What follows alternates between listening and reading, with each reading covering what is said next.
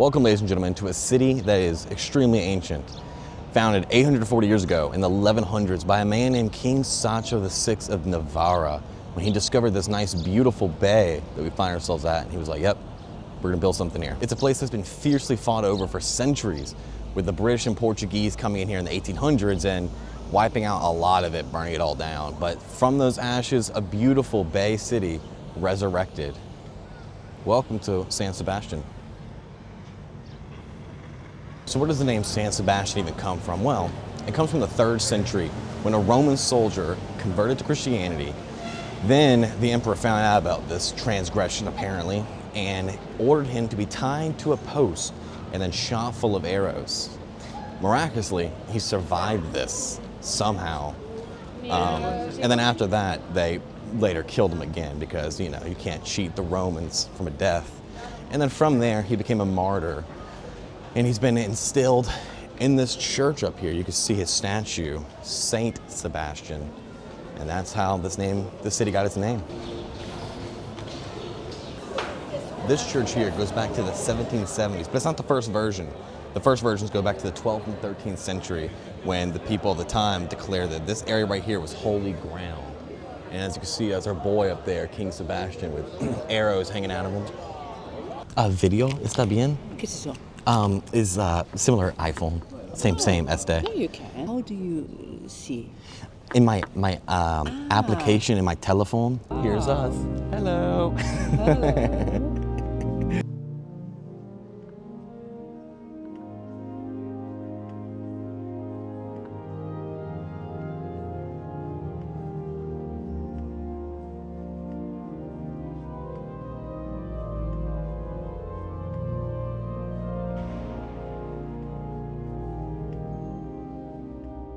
So a patron saint is somebody who's a heavenly protector of a city or a group of people.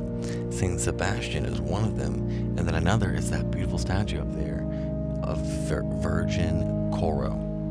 So the Catholics, they usually pray a lot to the saints. So a funny little story about Virgin del Coro statue up here is one day a tired priest was exhausted of having to climb up here and, you know, go to pray to the actual saint. So the one day he took the statue to his home to where it's just easier to get to the statue and pray to it. And whenever he got to his doorstep, he froze. The people of the church took this as a divine intervention. So they moved her to where she's at now, at the front of the altar up here. So the nice older lady told me it was around 250 years old, this church is. I think it's like 1700s it is.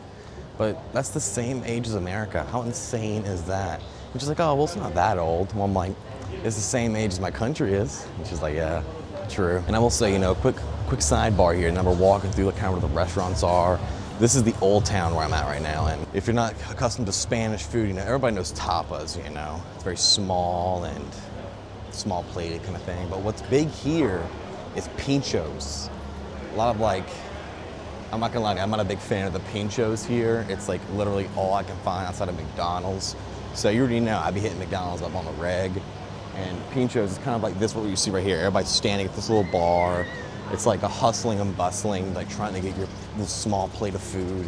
It's kind of a pain, I'm not gonna lie, but it's a cool new experience whenever you're here just on vacation. So I ain't gonna bitch that hard, just a slight bitching. So now, ladies and gentlemen, we've arrived at Iglesia de San Vicente. Say that like 5 times as an American, kind of hard. But this one actually is the oldest church in this city. Built in the 1500s, and the original one actually burnt down in the 1200s.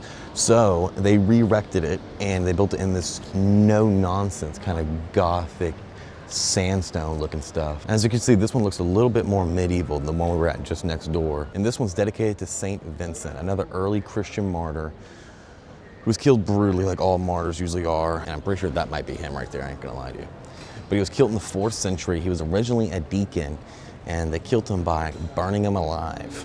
You know, all martyrs usually get a horrific ending. And I believe that would be him right there. Similar to St. Sebastian, St. Vincent has a lot of deep ties to this area and what's called Basque country. This city is actually in what they call Basque territory. It's kind of weird. I'm still not fully understanding of it, but I'm pretty sure it's essentially a culture that's very ancient of Spain they somehow, through all the wars and invasions, they maintain their language, they maintain their culture. So it's literally a different people who still reside in Spain. And this entire city is huge in Basque. Lots of Basque populace live here. They speak Basque versus Spanish. I mean, they do speak Spanish here, but a lot of them speak Basque still, and they still hold the traditions of that culture that have survived up until today. Fortunately, this church is closed today though, so rip, we're gonna get out of here and go look at the next thing. So this right here is the Basque Museum. Pretty much butts up right against the mountain. This entire city is kind of surrounded by mountains. It kind of gives me a Hawaii vibe, if I'm being honest here. Never been to Hawaii, but I'd assume it's kind of like this. And yeah, this museum pretty much just holds all the Basque artifacts, and shows how their culture maintained throughout hundreds, if not thousands of years.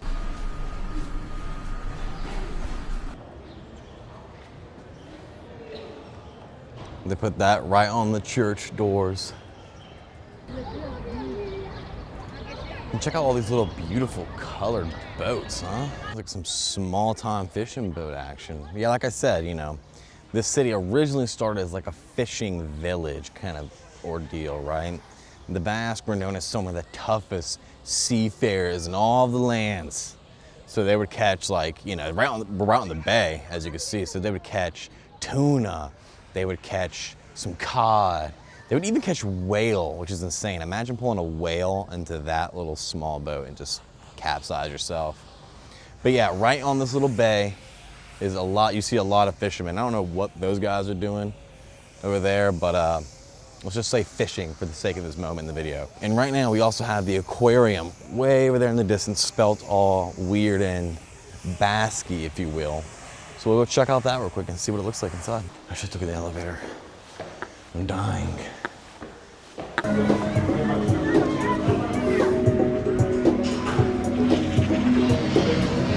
We got a pretty sick Pirates of the Caribbean sea vessel here.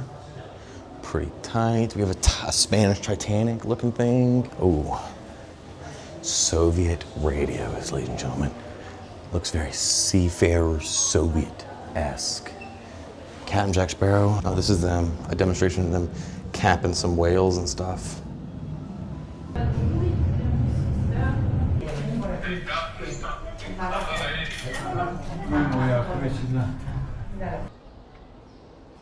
Well, ladies and gentlemen, yesterday was raining, so I had to pause the video making and pick it up today, which we're gonna go do, so vama freaking knows. This is the City Hall of San Sebastian, and it's actually modeled after the Monte Carlo, which is kind of interesting. So whenever, you know, this city became war-torn, they rebuilt it, put the casino here, and it was kind of where all the Spanish hotshots would come and, you know, do some gambling, do a little bit of partying and all that. And then in the 1920s, they actually banned gambling. So they just took down the casino portion of it and then just turned it into a city hall, actually. And then gambling came back in, and the casino is actually like right around the corner over there. And I went there and I got absolutely shreked, as the kids would say. And we're back right on the bay. As you can see, it's a beautiful, beautiful day today. You got the little kids playing right there. You got the little, what's that, merry-go-round thing over there. You know, I don't know if it's just this beach or if it's all the beaches in Spain, but this one right here is actually a topless beach. So yeah, I'm gonna stay out of this because I'm not getting banned on YouTube already. But if you're a horny American man and you want to look at some tatas, some Spanish tatas, this is where you gotta come right here, ladies and gentlemen. Ladies and gentlemen, welcome to Cathedral del Buen Pastor. We're just a little bit off the Promenade River here. Like I said earlier in the video, a lot of the city burnt down between the British and the Portuguese. Was that what it was? Anyways, a lot of the city burnt down, so they had to build a lot of it back up. And this one's relatively new-ish, you know, in the grand scheme of history. It was built between 1888 and finished in 1897. The church is dedicated as the Good Shepherd, which is symbolic of Jesus, you know, just a guiding shepherd. Being that the city's been through so much war and just burning, you know, this is kind of symbolic in a way. So let's go see if we can take a little look inside. I really don't have anything to say other than just, wow. That's what I'm talking about, like the European Catholicism, Protestantism, Russian Orthodoxism is so much more serious and intense than really anything I've experienced in America. You know, where's our churches like this in the States? Mi no tengo dinero, amigo. Serioso, mi no tengo. Perdón. Comprar un poco comer. Un pollo. ¿Tú quieres vas? Mi solo tengo credit card. No. Credito, like electrónico Sí, dinero. comer. ¿Tú quieres vas juntos? Lo vale pagar por tú. ¿Tú quieres? Comer. Well, I gave that man €10. He was not gonna let that down. Well, ladies and gentlemen, that was San Sebastian. I hope you enjoyed it. I'll see you guys in the next one. Peace.